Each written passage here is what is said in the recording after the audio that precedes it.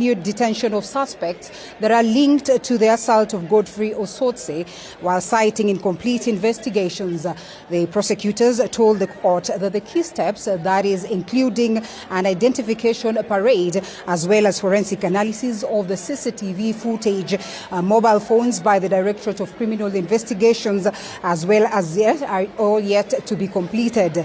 Now, the defense has opposed the application, arguing the prolonged detention is unnecessary.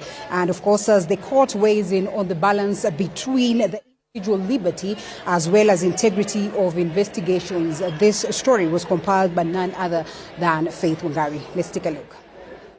The case surrounding the assault on Vihiga Senator Godfrey Osotsi has proceeded, with prosecutors outlining reasons for seeking the continued detention of the respondents. This as they argue that the ongoing investigation processes are critical to building a strong case, including the need to complete an identification parade, which has not yet been conducted. They also note that the CCTV footage linked to the incident has not yet been forwarded to the Forensic Laboratory and the Directorate of Criminal Investigation headquarters for detailed analyses.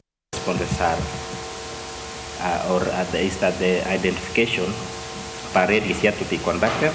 The prosecution further argues that the suspects may be a flight risk. It also says mobile phones belonging to the respondents have not yet been subjected to forensic examination in Nairobi, a process investigators believe could help identify and arrest additional suspects who are still at large. In addition, authorities maintain that statements from the key witnesses are yet to be recorded, raising concerns about possible interference with the suspects are released.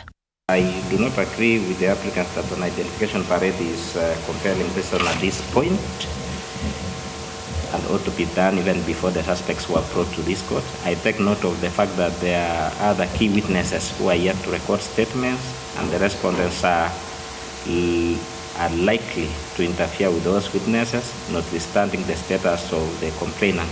I've also noted that the police have brought the respondents within the 24-hour timeline as per the Constitution.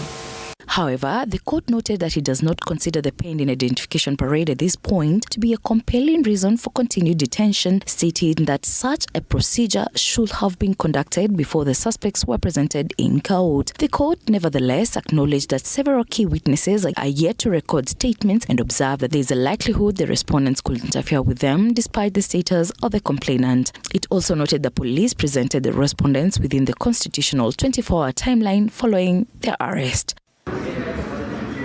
Faith Wangari, TV 47.